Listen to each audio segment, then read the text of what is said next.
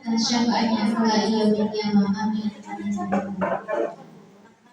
Ketiga kalinya saya di sini sebagai pembawa acara akan menyampaikan seputar acara pada pagi hari.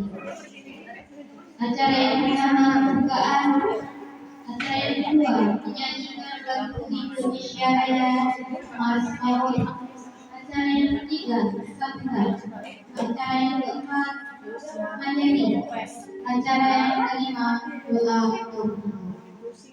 Meningkat acara yang pertama, marilah kita buka dengan membaca basmalah. Bismillahirrahmanirrahim.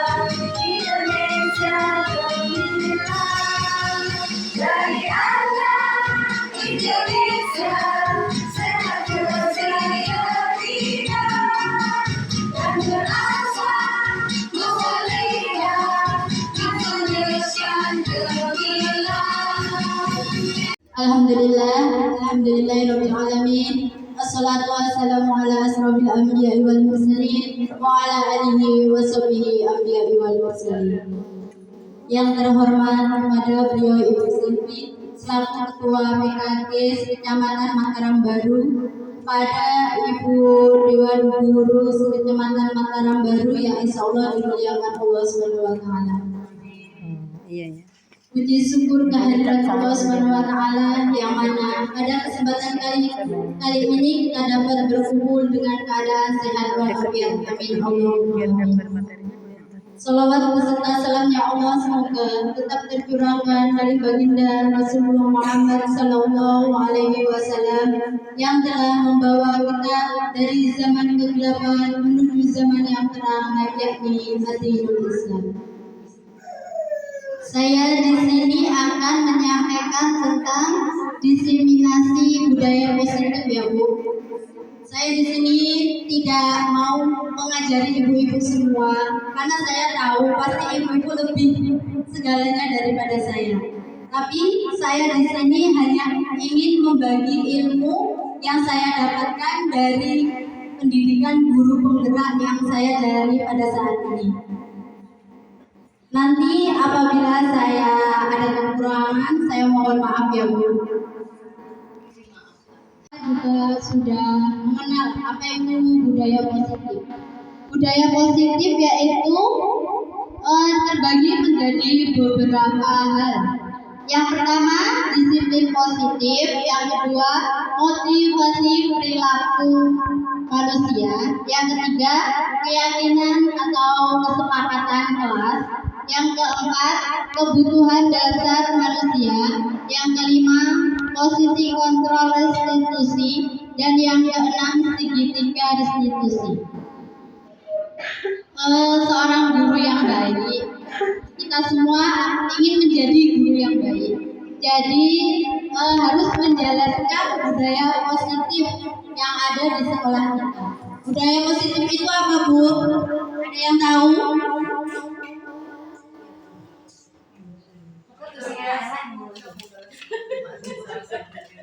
Ya, pembiasaan baik ya Bu. Budaya positif itu pembiasaan baik. Pasti di sekolah ibu-ibu sudah menerapkan budaya positif. Disiplin positif. Yang pertama itu disiplin positif. Disiplin positif merupakan suatu cara penerapan disiplin yang mengajarkan anak untuk bertanggung jawab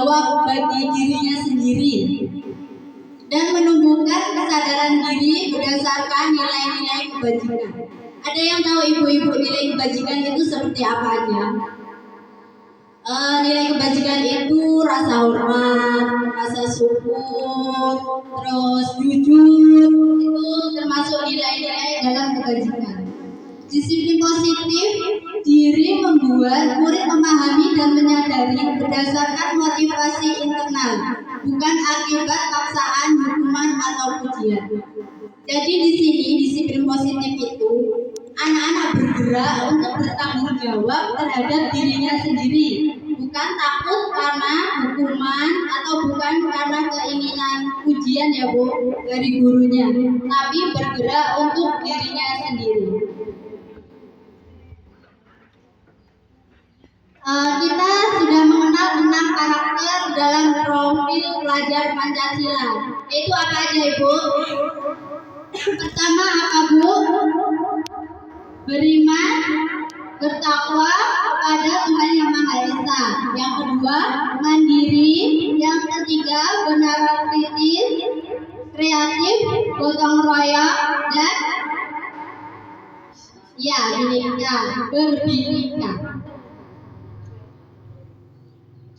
Motivasi perilaku manusia. Motivasi perilaku manusia yaitu terbagi menjadi 3. Untuk menghindari ketidaknyamanan atau hukuman. Yang kedua, untuk mendapatkan imbalan atau penghargaan atau pujian. Yang ketiga, untuk menghargai diri sendiri.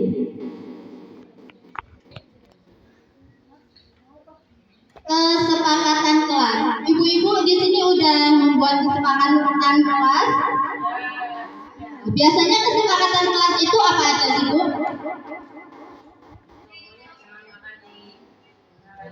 Ya, jangan makan di dalam kelas. Membuang sampah pada tempatnya. Terus apa lagi Bu? Tidak boleh memukul teman. Terus membereskan mainan setelah bermain. Itu ibu-ibu sudah membuat dengan anak-anak ibu guru di sekolah?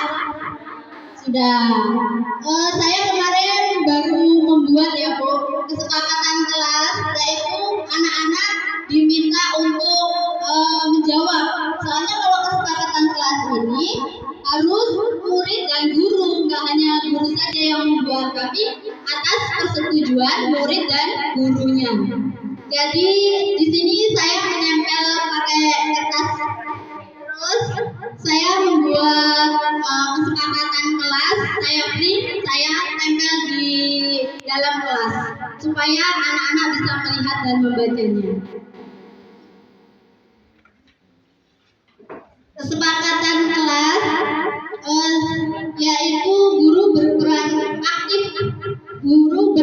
aktif dalam mewujudkan kesepakatan kelas di dalam kelasnya. Kebutuhan dasar manusia.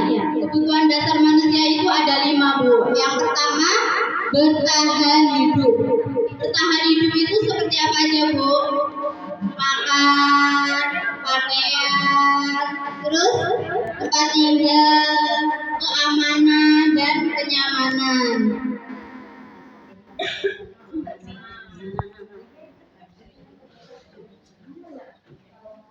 Yang kedua, kasih sayang. Kasih sayang itu merasa diterima, diperdulikan, berbagi, kerjasama, menjadi bagian dari kelompok. Kalau kita nggak ada rasa kasih sayang di dalam kelas itu hanya harus ada rasa kasih sayang ya Bu. Saling menghargai satu sama lain di dalam kelompok. Yang ketiga, penguasaan. Harga diri, keinginan untuk dianggap, pemimpin diakui dan didengar. Semua orang itu ingin diakui keberadaannya ya.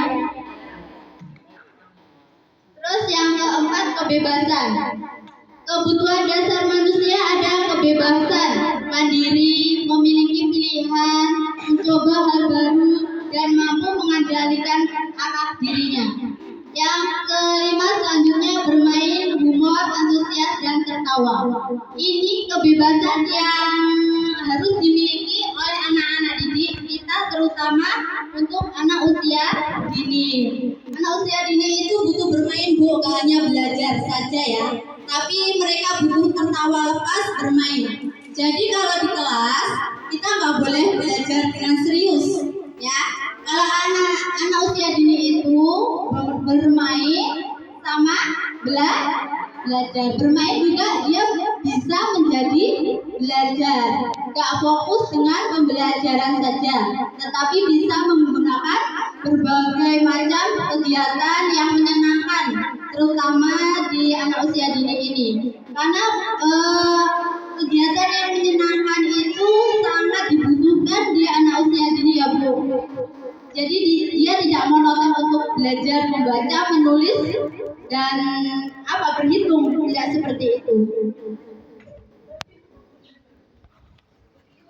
Posisi kontrol yaitu penghukum, membuat merasa bersalah, teman, pemantau, dan manajer.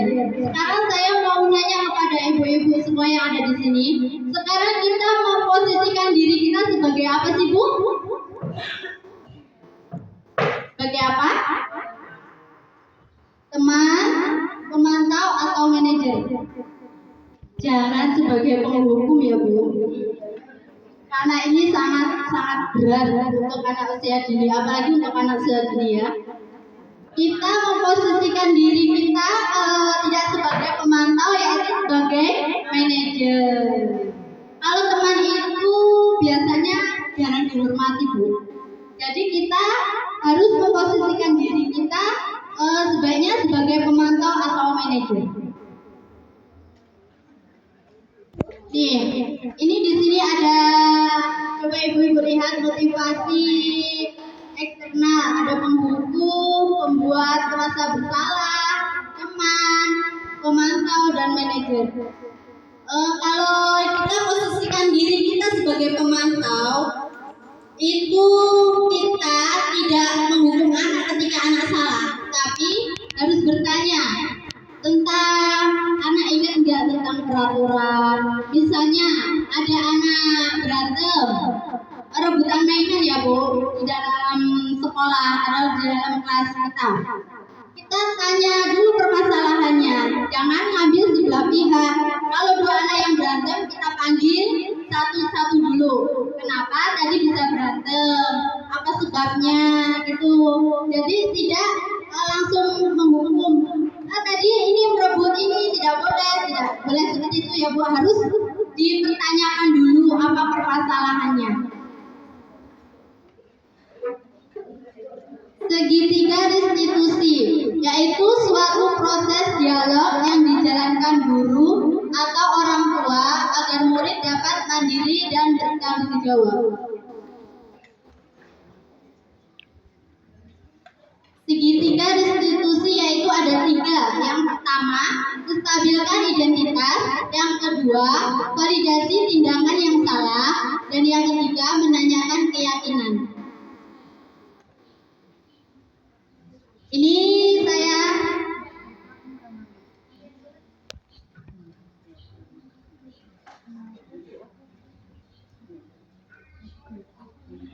saya menangani kasus seorang anak kelas B, murid kelas B, dia datang terlambat saat teman-temannya yang lain sudah mengerjakan kegiatan pembelajaran di dalam kelas.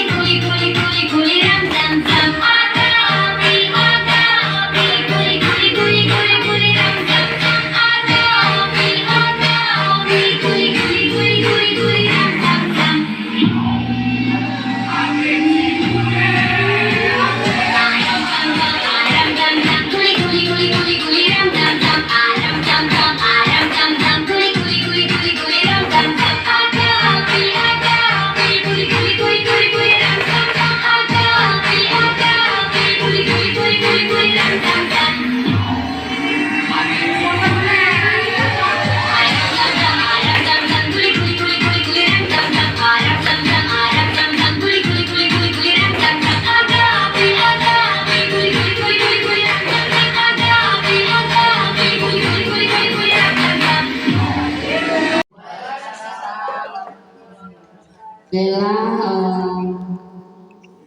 selamat siang. Sebelumnya saya mohon maaf ya Bu, karena kostumnya mungkin beda Bu, maaf ya. Karena jadi juri lomba di Sibawono dalam rangka HUT desa. Saya jawab, mungkin saya hanya menambahkan kolaborasi antara orang tua, guru dan wali murid itu adalah salah satu yang utama. Tetapi praktek baik untuk disiplin tadi ya, skala kegiatan mungkin di lembaga mungkin diawali dari guru itu sendiri gitu. Kalau nanti guru itu sendiri tidak melaksanakan atau melakukan praktek baik ataupun berbuat yang kebiasaannya kurang baik, contoh sering terlambat mungkin, kemudian makan makan itu di tempat-tempat yang tidak harus dilihat oleh anak, yang sebaiknya anak tidak harus tahu gitu. Misalnya waktu belajar dulu tidak boleh makan, mungkin itu juga termasuk pembiasaan. Jadi pembiasaan itu kalau menurut saya pribadi yang harus saya benahi diri saya. Harus diri saya dulu yang kita benahi. Kalau sudah diri guru itu dibenahi, mungkin kita mau ngomong itu enak, Mbak. Gitu. Bu ya, kita mau ngomong itu enak. Contoh, kita bisa ngomong tapi tidak bisa melakukan. Nah, itu jargoni kata Bu Nur. Nah, jadi mungkin seperti itu Bu Yuli. Jadi kita pembiasaan itu harus diawali dari diri sendiri dulu. Setelah diri sendiri itu baik, kemudian kita harus melihat lingkungan kita di mana. Seperti itu. Kalau mungkin lingkungan itu di lembaga, kita nggak jauh dari orang tua murid. Kita harus hati-hati dengan itu. Kemudian kalau sudah kita komunikasi dengan orang tua, mungkin ada salah satu murid yang kurang benar dalam berbahasa, kita tidak boleh melakukan teguran dengan sifatnya umum mungkin ya. Kita harus panggil, kita harus punya trik. Kalau gurunya nggak bisa, kan ada kepala sekolah. Nah, jadi guru melaporkan kepada kepala sekolah. Nah, nanti kalau setelah mereka sudah komunikasi dengan wali murid yang baik, nah mungkin semuanya akan berjalan baik. Mungkin seperti itu Bu Yuli. Saya bantunya, pokoknya disiplin kita, panggilan hati kita itu yang dibenahi adalah diri kita sendiri. Itu kalau mau jadi yang terbaik. Kalau sudah diri kita mungkin yang merasa yang terbaik, sepertinya kita ngomong itu enak. Mungkin seperti itu ya Bu ya. Mungkin itu tambahan dari saya. Kalau kurang berkenan ya mohon maaf. Mungkin ada yang lain nanti yang menambahkan. Monggo silakan. Terima kasih Ibu Suparni. Betul yang disampaikan Ibu Suparni bahwa kita sebagai pendiri itu harus menjadi contoh teladan. Jadi ada semboyan yang diajar Dewan Komoro ya, ing sosu tulodo, ing adio manungkaso, tuturi handayani. Nah inilah ini yang disampaikan Bu Suparni terkait dengan kita sebagai pendiri ini memberikan contoh dulu ya yang baik. Kemudian Bu Mami tadi juga menyampaikan, maaf saya kebiasaan dengan kata Bu Mami, betul apa-apa gitu. Ya. Bu Mami tadi menyampaikan ketika kita menghadapi satu murid yang mungkin bagi kita dianggap bermasalah gitu ya dengan temannya, maka penyampaiannya tidak di depan umum. Nah ini sama seperti yang disampaikan dengan Bu Yuni tadi. Itu kalau materi di kami itu namanya restitusi Bu. Ya, nah ini restitusinya kita panggil ke kantor, maka dilakukanlah bagaimana validasi datanya ya Bu ya. Kemudian sampai dengan penyelesaian yang bertanggung jawab terhadap mahasiswa tersebut. Seperti itu Bu Yul. Bagaimana Bu Yul? Sudah? Terima kasih. Baik, yang lain boleh? Oh iya boleh. Mohon izin Ibu pengawas, kan alhamdulillah kemarin dapat kesempatan magang di TK Pembina Jakarta itu luar biasa memang. Dari pembiasaan baik itu sangat dirasakan ketika itu kita biasakan setiap harinya, dan anak-anak tuh menjadi nggak kayak settingan tapi benar-benar apa adanya, dan itu bagus banget untuk diterapkan di pembelajaran kita di sini. Gitu. Terima kasih Bu. Terima kasih, luar biasa. Jadi Bu Yul punya pengalaman, dan sebetulnya Bu Silvi ini ya boleh nanti diimbaskan ke teman-teman. Jadi nanti bisa menjadi jadwal PKG ya Bu Silvi ya, pengimbasan. Jadi memang ini pusatnya di PKG ya Bu ya. Seperti Bu Yul nanti ditunggu Bu pengalamannya berbagi. Yang lain bagaimana? Terkait dengan yang disampaikan tadi ya, posisi guru sebagai apa tadi kayak 4 poin ya? Ya. Yang satu sebagai manajer, Teman. ya saya cuma ingin tahu aja dari setiap empat poin tadi contoh sikap nyatanya seperti apa? Kalau kita sebagai pembuku itu kayak apa? Terus sebagai manajer itu kayak apa? Terus sebagai kayak apa? Contoh sikap nyatanya. Ya, terima kasih. Langsung aja nggak pakai mikro. Kalau penghukum kan udah jelas ya Bu. Penghukum itu udah jelas. Kalau anak bersalah langsung kita hukum. Misalnya kayak apa? Misalnya kalau ada anak yang berantem, kita tidak mencari masalahnya tersebut, tapi langsung kita hukum anak tersebut. Atau anak yang terlambat karena tidak mentaati peraturan sekolah atau kesepakatan kelas. Contoh hukumannya kayak apa? Misalnya kalau di anak TK saya juga belum pernah melakukan ini ya. Tapi kita suruh lari-lari anak itu atau enggak suruh berdiri di depan kelas, misalnya seperti itu, dengan sanksi penghukum. Terus yang kedua itu sebagai membuat merasa bersalah. Membuat merasa bersalah itu kita lembut dengan anak itu. Kamu kok seperti ini sih nak? Kamu gak kasihan sama Bu Guru kalau kamu melakukan kayak gini? Bu Guru nanti dimarahin sama kepala sekolah, misalnya dengan kata-kata seperti itu yang disebut dengan membuat merasa bersalah. Yang ketiga sebagai teman. Kalau sebagai teman kita juga bisa memposisikan diri kita sebagai teman. Tapi kalau sebagai teman itu kayaknya kurang dihargai, itu ya Bu, kurang dihormati sama anak-anak. Sebagai teman itu misalnya kalau setiap ketemu kita sapa anak itu, kan kita setiap hari kayak gitu ya Bu. Terus yang keempat sebagai pemantau. Sebagai pemantau itu kita lihat aja anak itu pada saat anak itu melakukan kegiatan, kita lihat aja, kita sebagai pemantau anak itu, tapi tidak memberi pertanyaan atau ketika anak itu salah kita hanya melihat aja. Yang terakhir itu sebagai manajer. Sebagai manajer itu ketika ada anak tadi saya contohkan, ketika ada anak terlambat sekolah, kita panggil di dalam kantor anak itu, kenapa hari ini bisa terlambat sekolah. Anak itu memberi penjelasan dulu, saya gini-gini Bu, bangunnya kesiangan. Nah, kenapa kok bisa bangunnya kesiangan? Misalnya tadi malam tidurnya terlalu malam. Kita memberitahu anak itu, besok lagi kalau tidur itu tidak boleh malam-malam ya nak. Semua orang bisa melakukan kesalahan, guru juga bisa melakukan kesalahan, tapi kita bisa memperbaiki dari kesalahan tersebut. Anak-anak tahu nggak? Anak-anak masih ingat nggak kesepakatan kelas kita apa? Kesepakatan kelas kita tidak boleh terlambat, tidak boleh berantem, misalnya gitu ya Bu. Jadi kita tanyakan kesepakatan kelas tersebut kepada anak-anak, kita yakinkan masih ingat nggak mereka dengan kesepakatan kelas kita. Kalau anak-anak masih ingat kesepakatan kelas kita, besok lagi anak-anak tidak boleh melakukan seperti itu, tidak boleh terlambat lagi seperti itu.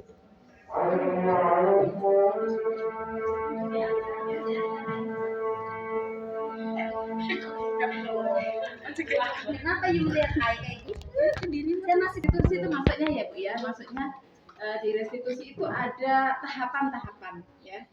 Tahapan yang pertama penghukum, kemudian sebagai teman, guru sebagai penghukum, guru sebagai teman, guru sebagai pemantau, dan yang poin sempurna ini adalah sebagai manajer.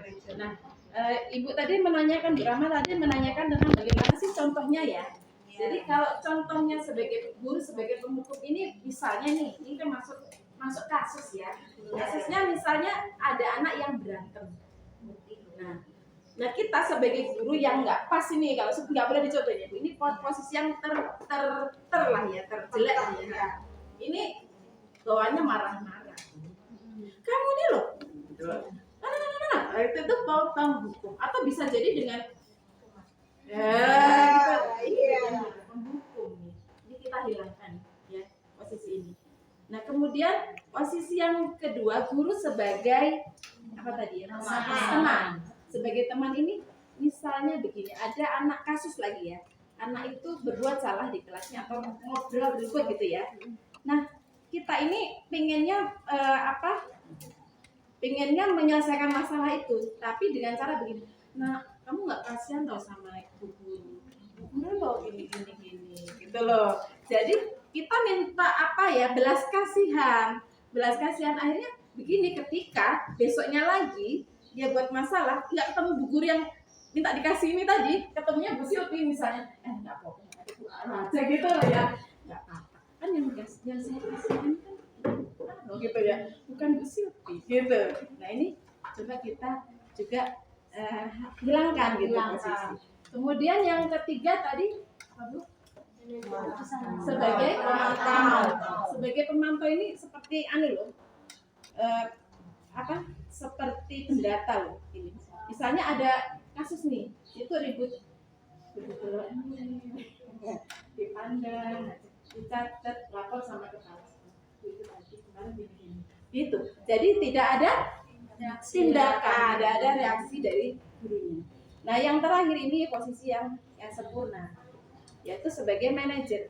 Bagaimana caranya?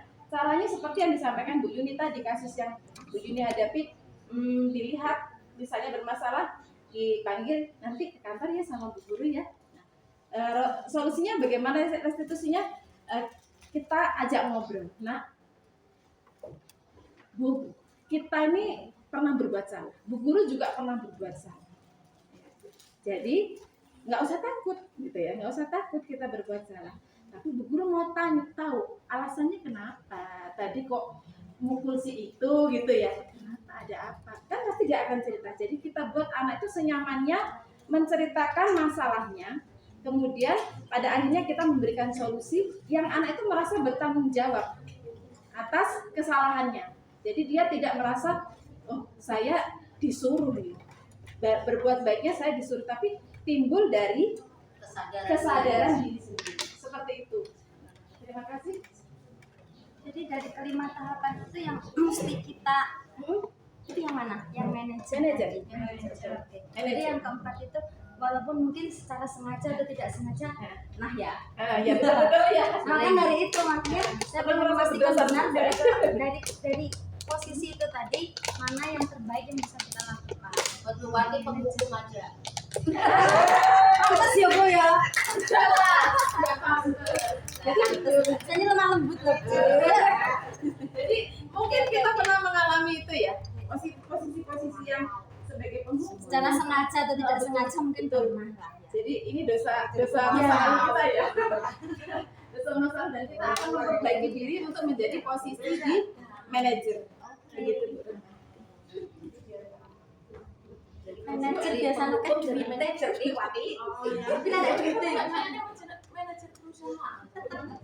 Mungkin sudah dijelaskan sama Bu Saroh ya, antara empat kriteria yang sudah disampaikan itu. Mungkin di antaranya kita semua ngalami ya. Ngalaminya itu kadang-kadang keterpaksaan anak itu kelewatan. Iya. Kalau nggak kelewatan kita nggak mungkin melakukan itu. Ya Bu ya, kita semua ngalami. Jadi ya kita harus punya pakem lah, ibaratnya apalagi guru PAUD. Jadi guru PAUD itu hati-hati dengan wali murid. Apalagi wali murid yang selalu menempel-nempel di dinding. Kayak cicak. Itu sangat riskan banget. Iya, jadi guru itu kayaknya mau ngomong, mau menggunakan bahasa-bahasa yang eh, ke anak-anak itu kadang-kadang mikir gitu. Jadi bukan berarti wali murid itu nggak boleh, bukan. Tetapi kita itu harus kontrol. Kita kontrol, di situ kita bicara, di situ dengan siapa di belakang kita. Takutnya nanti kalau ibu-ibu itu nggak kontrol, lewat ngomong, viral nanti Bu. Sekarang ini dengan apa ya, siaran langsung yang kadang-kadang kita nggak sadar, kita kadang-kadang nggak sadar Bu. Kadang nggak sadar, tetapi kita itu nggak ingat apa yang sudah kita ngomongkan gitu. Semua ngalami, kita semua ngalami. Makanya dengan bahasa apa tadi itu, teman sejawat atau teman-teman sebagai teman di sekolah, atau manajer. Nah, manajer guru itu mengelola pembelajaran, ya. Kalau manajer kepala sekolah sudah beda lagi, pengelolaan program, mungkin seperti itu. Ya, apa memantau pada lembaga yang kurang misalnya dalam kegiatan belajar mengajar, itu adalah tugasnya kepala sekolah. Tapi kalau manajer sebagai guru, sebagai manajer, itu adalah pemantauan sebatas pembelajaran ada di kelas. Jadi di kelas itu dikelola oleh siapa? Guru kan Bu? Iya. Nah, manajernya ya guru. Beda dengan lembaga. Kalau kepala sekolah manajernya adalah kepala sekolah. Nah, jadi harus kok bahasanya manajer ya. Nah, ibu harus paham itu. Manajer guru adalah sebatas mengelola di dalam kelas. Kalau manajer kepala sekolah lembaga berarti punya program kerja.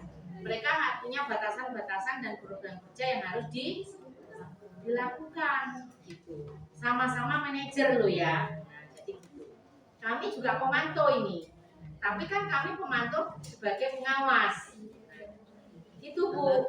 Jadi kami memantau, kami sebagai manajer, tapi kami ngawasi lembaga. Mungkin bahasa manajer dari semuanya sudah paham ya. Nah, kita harus tahu. Di antara itu yang paling kita dekatkan itu yang mana Bu kira-kira? Sebagai teman ya. Di kelas itu sebagai teman tuh Bu? Iya. Jadi kalau kita ngajar sebagai teman itu kayaknya anak-anak itu nggak mungkin lah. Nanti mereka akan senang dengan kita. Yang penting ibu harus bisa memahami karakter anak. Kita kan kembali lagi ke karakter. Ya toh Bu? Karakter guru yang baik, suasana di lingkungan kelas yang baik itu yang menciptakan ibu loh. Mau diajak keras, kata Bu Yuli tadi, saya dengar kok kemarin katanya magang di sana itu bahasa dia itu lembut, gurunya lembut-lembut gitu. Ya Bu Yuli ya? Iya Bu. Nah itu katanya gurunya itu lembut-lembut, pokoknya anaknya itu pokoknya luar biasa. Ya toh Bu? Saya dengar itu. Jadi bahasanya lembut-lembut. Jadi yang mengawali adalah diri kita sendiri. Apakah doa itu harus jerit-jerit? Enggak juga. Apakah kita mengajarkan menyanyi dengan jerit-jerit? Enggak juga. Jadi kembali ke karakter kita. Tapi ini ada tapinya. Kadang-kadang anak-anak itu kalau nggak banter, ya Bu ya. Anak-anak nggak semangat tuh Bu. Ya. Tapi semangatnya ya tolong semangat, tapi jangan berlebihan. Ya Bu. Semangat. Kita belajar dari magangnya Bu Yuli, Yuleka yang sudah pergi ke sana. Kita memang dituntut untuk berkarakter yang lemah lembut. Ya. Tapi lemah lembutnya itu ibu lihat situasi dan kondisi. Seperti itu. Ya. Nah, jadi kalau masalah penghukum kita nggak akan sih menggunakan bahasa penghukum, nggak mungkin. Ya, kita nggak mungkin dengan bahasa menghukum anak itu nggak mungkin. Kita dekati anak, apa kesalahannya, mungkin kita bisa ngambil sikap atau selesaikan masalah kasusnya itu apa. Mungkin itu ya. Mungkin itu Bu yang bertanya tentang mungkin penghukum, jangan lakukan itu penghukum ya. Jadikan murid kita itu teman. Terus pemantau, kita bisa melihat kita gaya anak seperti apa, dan nanti kita harus menyikapi sebagai manajer itu tadi. Kan seperti itu kaitannya. Jadi 4 rangkaian ini harus kita sikapi, ya. Manajer seorang guru adalah mengelola dalam keadaan kelas, ya. Tuh. Ini tuh Bu tambahan saya. Terima kasih. Terima kasih Ibu Suparmi. Betul yang disampaikan Bu Suparmi bahwa judulnya kalau guru di kelas itu adalah pemimpin pembelajaran di kelasnya. Jadi berbeda dengan kepala sekolah. Kepala sekolah pemimpin di sekolah. Nah, kalau guru pemimpin pembelajaran di kelasnya. Kemudian nanti ada judulnya lagi pemimpin pembelajaran murid bagi muridnya yang lainnya. Jadi nanti belum nyampe Bu Yuni materi itu. Nanti murid akan diberikan ownership sebagai tanggung jawab sebagai pemimpin di kelasnya. Jadi saya rasa itu saja ya Ibu-ibu, cukup ya untuk terkait materi dari Bu Yuni. Selanjutnya diserahkan ke bawahannya. Junaidah SPD kepadanya disilakan. Enggak Bu, ini nanti materinya lama Kak. Nah, ya. Assalamualaikum warahmatullahi wabarakatuh. Langsung bertanya saja ya Bu kepada CGD, terima kasih. Sedikit pertanyaan terkait dengan apa yang disampaikan tadi tentang budaya positif. Ketika kita memberikan budaya positif itu tadi kepada siswa kan ya, pembiasaan di sekolah. Kemudian ternyata latar belakang siswa itu kan berbeda-beda. Nah, ketika guru menerapkan budaya positif di lingkungan sekolah, tetapi ternyata di rumah keadaannya berbeda, latar belakangnya berbeda, pembiasaannya berbeda, jauh dari budaya positif istilah seperti itu ya. Itu bagaimana cara solusinya seperti apa? Cukup saja, itu aja. Terima kasih. Assalamualaikum warahmatullahi wabarakatuh. Terima kasih Bu Yun atas pertanyaannya. Kalau menurut saya pribadi ya Bu, budaya positif itu kita tidak bisa menerapkan diri kita sendiri. Kita harus berkolaborasi dengan orang tua murid, dengan teman sejawat yang ada di sekolah maupun kepala sekolah. Jadi kalau pembiasaan udah bagus di sekolah, tapi di rumahnya amburadul atau pembiasaan yang jelek, pasti kebawa ke sekolah biasanya ya. Jadi kita harus berkolaborasi dengan orang tua murid, yaitu untuk membiasakan pembiasaan positif yang ada di sekolah kita untuk membawa ke rumah. Itu Bu menurut saya. Mungkin barang mana Mbak? Baik, terima kasih.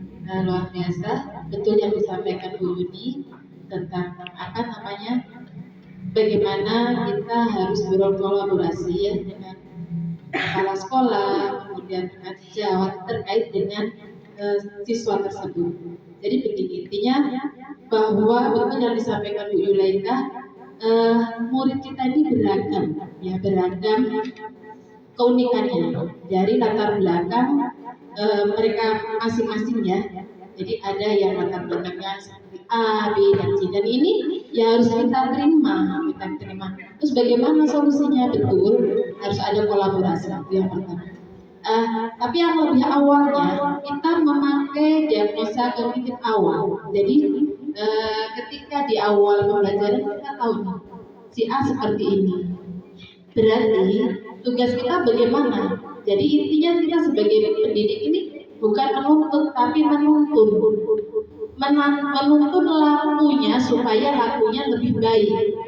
Kalau kemarin-kemarin anak itu belum paham bagaimana sih dia berbuat baik, maka tugas kita bagaimana menuntun. Bagaimana caranya? Kita diagnosa anak itu dari awal masuk ya. Kita lihat latar belakang si anak tersebut, bagaimana kondisi di keluarganya, bagaimana kondisi di lingkungan sekitar rumahnya, ya. Maka kita catat, itu menjadi catatan kita untuk bagaimana kita menuntunnya, gitu ya. Dan ini tidak berhenti di diri kita sendiri, harus ada kolaborasi dengan orang tua, itu yang lebih pokok, kemudian dengan rekan sejawat, dan yang jelas diawali dengan koordinasi dengan kepala sekolahnya.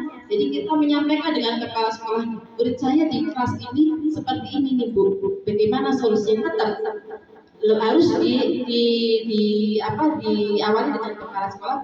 Nanti solusi itu akan diberikan oleh kepala sekolah bagaimana baiknya. Begitu. Terima kasih. Alhamdulillahirrahmanirrahim. Wassalatu wassalamu ala asyrofil anbiya'i wal mursalin wa ala alihi wa sahbihi wasallam. Yang terhormat kepada ibu-ibu bapak wali murid mau kecil dan mau besar TK Darul Istiqomah yang insya Allah dimuliakan Allah SWT. Amin. Puji syukur kehadirat Allah SWT yang mana pada pagi hari ini kita dapat berkumpul dengan keadaan sehat walafiat. Saya di sini hanya akan membagi tentang budaya positif ya Bu, yang sudah saya laksanakan di TK Darul Istiqomah ini. Cuma sedikit.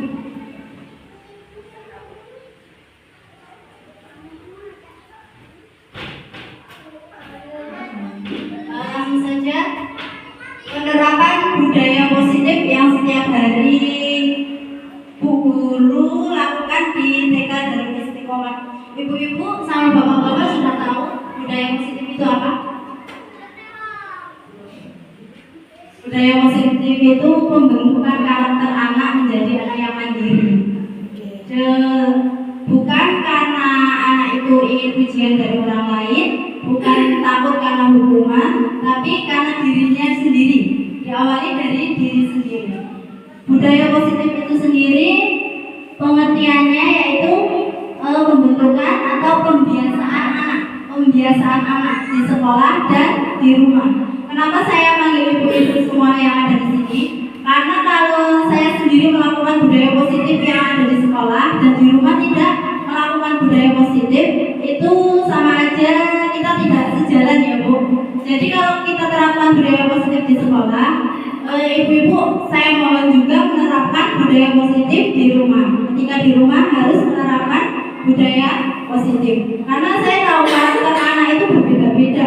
Ada yang aktif, ada yang super pokoknya. Terus alhamdulillah, tapi kalau tahun ini saya belum nemuin anak yang bahasanya kurang enak didengar. Kalau tahun kemarin yang sudah SD, Masya Allah, dibilang biasa. Berarti anakku udah Ibu.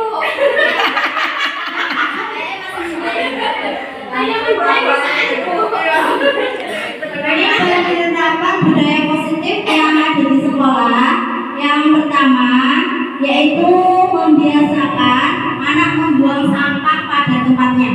Anak terbiasa, Bu Guru biasakan membuang sampah pada tempatnya ya. Dan yang kedua, membereskan mainan. Jadi kalau anak-anak membereskan mainan itu, ya itu disuruh sama Bu Guru, karena Bu Guru mau menerapkan budaya positif.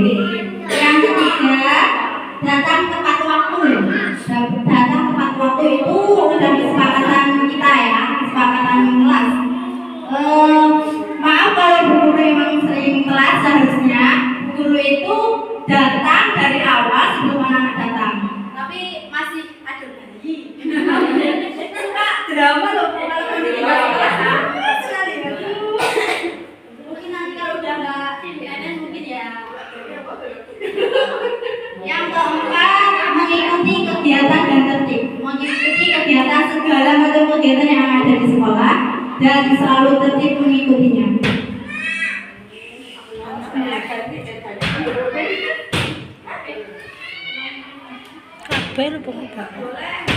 Senang nih Mbak. Nanti pecah. ngomongin ngeyel.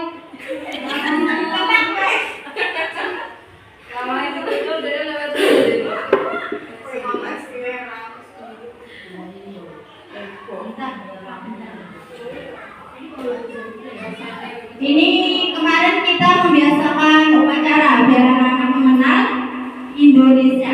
Setiap hari Senin kita usahakan anak-anak setiap pagi berupacara. Nanti gimana ya? Mau membuat tato apa itu di tengah biar bendera bisa ditarik. Jadi nggak ditaruh pohon apa gimana ya? Biar anak-anak mengenal bangsa Indonesia, mencintai negara kita Indonesia. Ini kayaknya nggak bisa, mungkin sinyalnya susah. Sebenarnya bisa di video ini sebenarnya. Kalau di sinyalnya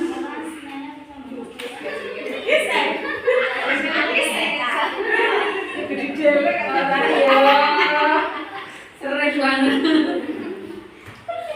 Rambut sebisa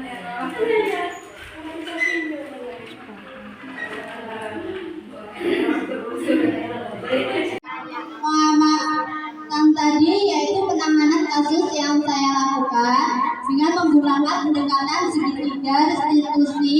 Diharapkan guru dapat memposisikan dirinya sebagai manajer dengan mengajukan pertanyaan-pertanyaan bermakna yang membuat murid menjadi lebih mandiri, percaya diri, dan bertanggung jawab.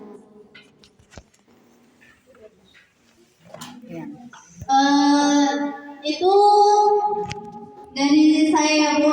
Kita tadi sudah mengenal segitiga restitusi, kesepakatan kelas, dan apa tadi, Bu? Masih ingat nggak? Budaya positif yang ada di sekolah kita.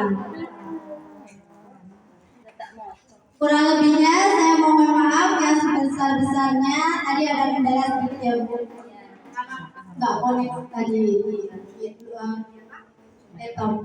Saya akhiri. Assalamualaikum warahmatullahi wabarakatuh. Waalaikumsalam warahmatullahi wabarakatuh. Hari ini kita buat kesepakatan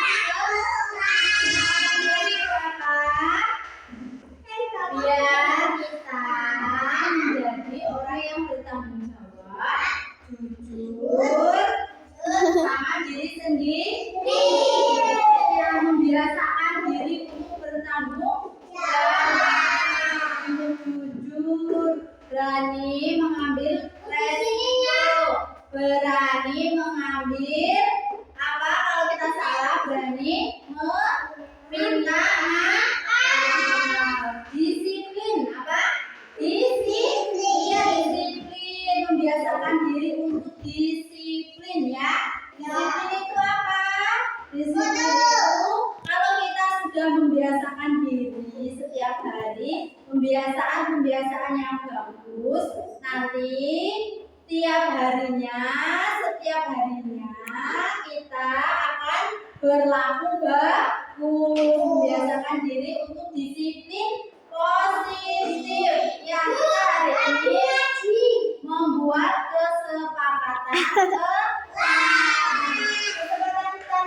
kita nggak boleh apa di dalam kelas, nggak boleh makan di dalam kelas.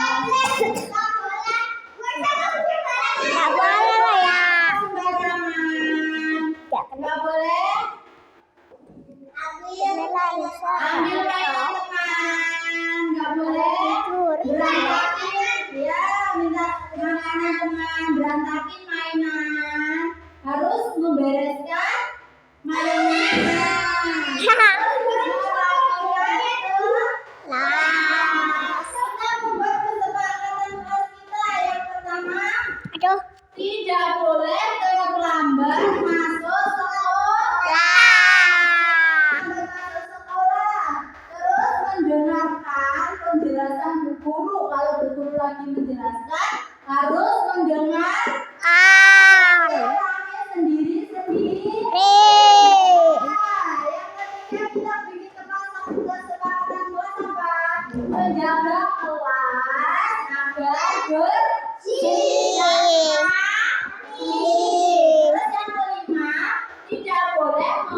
membuang sampah sembarangan. Yang keenam, merapikan mainan. Yang ketujuh, tidak boleh mengambil barang orang lain. Tidak boleh mengambil barang orang lain. Kalau mau minta Mbak Dea, kalau nggak dikasih nggak boleh merebut. Tidak boleh merebut mainan, nggak boleh berebut ya. Kalau mainan harus bareng-bareng. Tidak boleh saling berebut ya. Tahu? Sekarang kita berdoa dulu.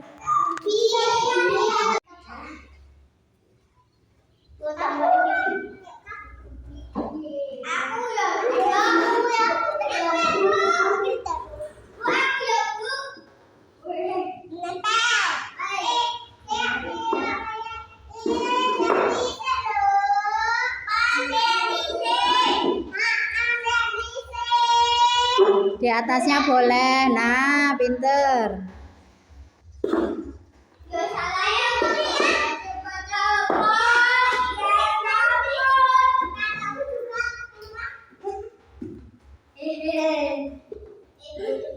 Udah semua? Alfa sama Mas Rafa tahu nggak aku panggil ke sini apa? Tahu nggak salah apa? Nggak tahu. Tadi Alfa sama Mas Rafa nggak ikut berdoa mau belajar, mau mainan sendiri toh?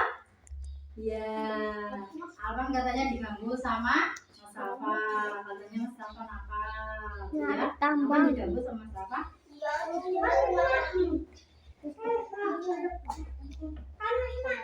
Sudah maafan. Tapi kesepakatan kelas kita kalau berdoa tidak boleh rame, tidak boleh mengganggu teman, tidak boleh mengganggu teman. Nah, tidak boleh mengganggu teman, tidak boleh rame saat belajar. Berdoa harus tertib ya. Tahu salah? Tahu.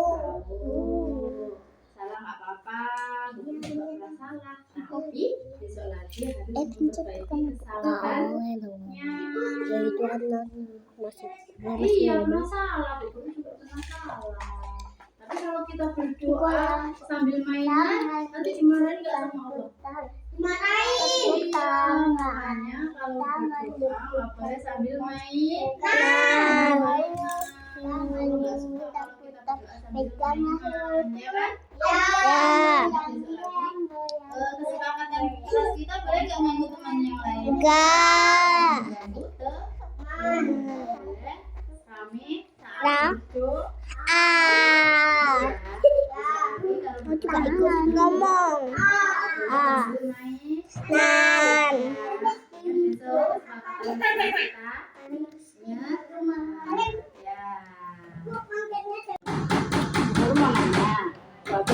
Tadi kan telat, ya. Kenapa Mbak Belikis bisa telat sekolahnya? Karena nenekku itu tuh dia mampir ke pos katanya nggak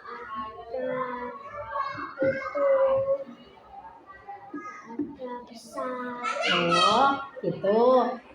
Tadi Mbak Belikis diantar, tapi yang antar tidak mampir. Jadi Mbak Belikis telat.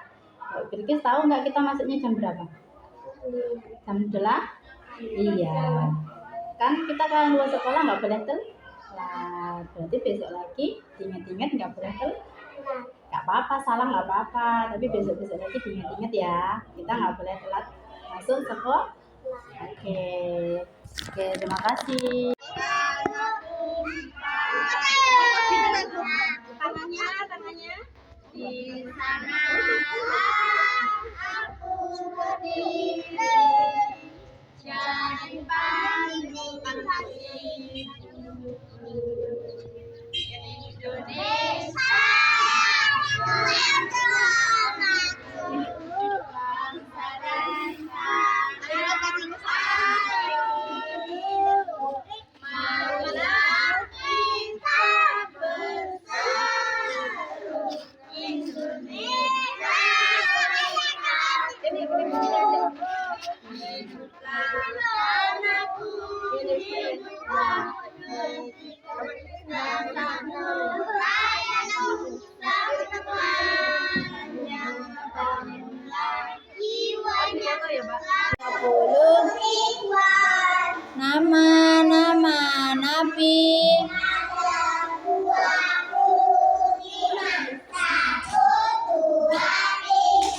Adam, Idris,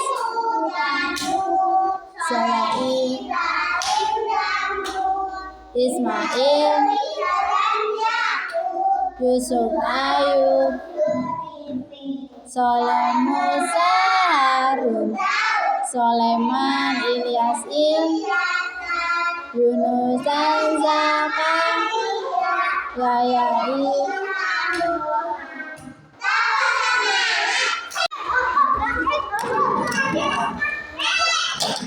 Ayo kita hari ini mau buat kesepakatan.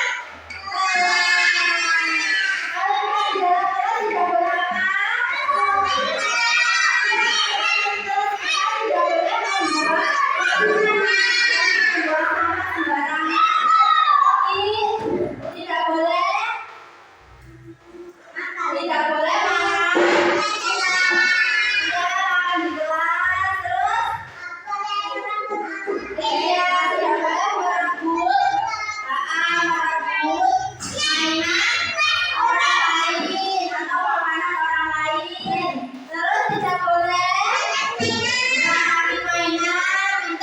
sekarang kita ditulis sini, nanti anak-anak di sini ya. Bisa? Guru yang tulis kesepakatan kelasnya. Nanti kita anak-anak yang apa ya? Oke. Yang pertama tidak boleh buang sampah sembarangan ya. Tidak boleh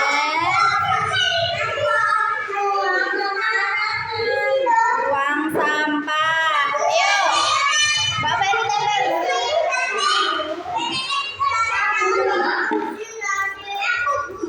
Tidak makan di kelas. Papan tulis.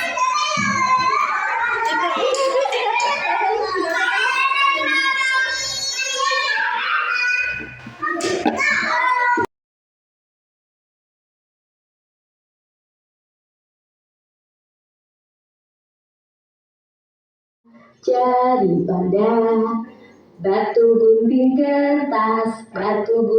kertas menjadi apa? Tangan kanan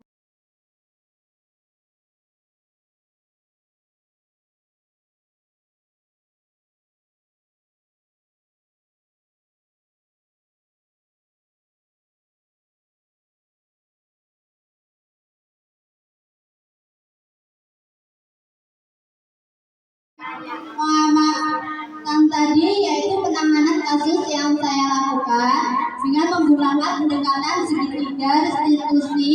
Diharapkan guru dapat memposisikan dirinya sebagai manajer dengan mengajukan pertanyaan-pertanyaan bermakna yang membuat murid menjadi lebih mandiri, percaya diri, dan bertanggung jawab.